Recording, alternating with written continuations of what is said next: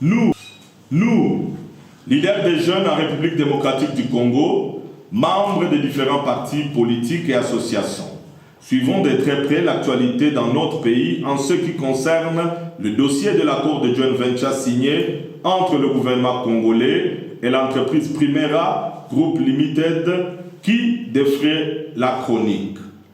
Après avoir suivi l'alerte lancée et le fait tel que exposé par l'honorable maître Alfred Maïcha sur le bradage de nos minéraux et les pratiques antipatriotiques par ceux qui sont censés protéger les intérêts et le patrimoine économique de la République, ainsi que les condamnations diverses de ces comportements illicites de la part de plusieurs compatriotes dont le prix Nobel de la paix et non de la médecine, le professeur Dr Denis Mukwege, la défense du gouvernement faite par 2 ministres et le directeur de cabinet adjoint du chef de l'État, les doutes persistent parce que les arguments avancés et la confusion dans les chiffres n'ont pas convaincu.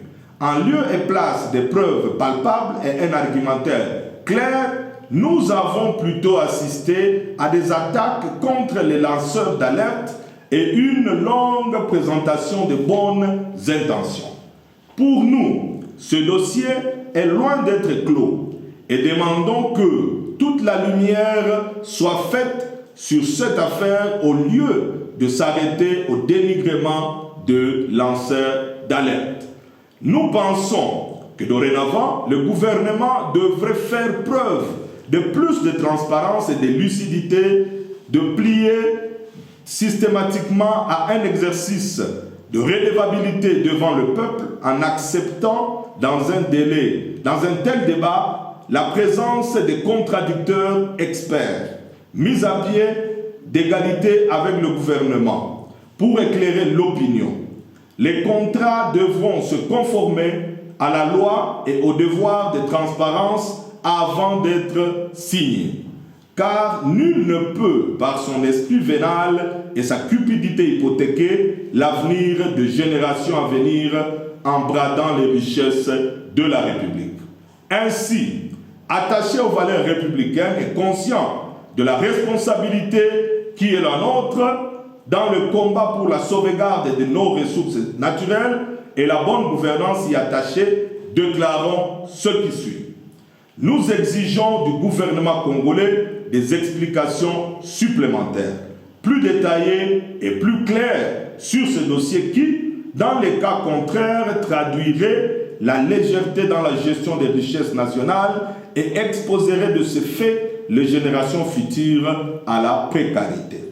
Nous demandons à toute la population en général et les jeunes en particulier de rester mobilisés et vigilants pour dénoncer et sanctionner les auteurs de tout bradage et de toute exploitation illicite des richesses nationales lors des élections à venir. Car nous ne pouvons pas cautionner notre propre malheur en étant complaisants et complices de gouvernants sans foi ni loi. Jeunesse engagée, jeunesse consciente. Ne soyons pas désorientés, dissipés et distraits par des manipulations politiques. Sinon, comment peut-on-nous expliquer qu'un gouvernement soucieux des intérêts du peuple responsable décide d'autoriser la création d'une société publique-privée pour exploiter nos matières exclusives, une activité minière aussi lucrative qui engendre des millions de bénéfices pour juste 20 000 $ de capital social? Peut-on imaginer des pratiques aussi nuisibles pour le bien commun sous d'autres cieux? N'est-ce pas une vaste supercherie couverte de bonnes intentions?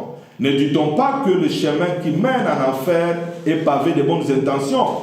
Nous devons avoir des explications susceptibles de dissiper tout doute, car il y va de notre devoir en tant que citoyens et de notre droit en tant que copropriétaires de richesses du sol et du sous-sol de notre cher pays.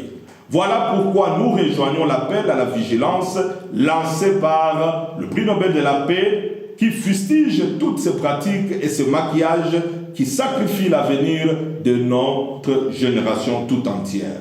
Réveillons-nous, rassemblons-nous et mobilisons-nous. Il n'est pas encore trop tard. Je vous remercie.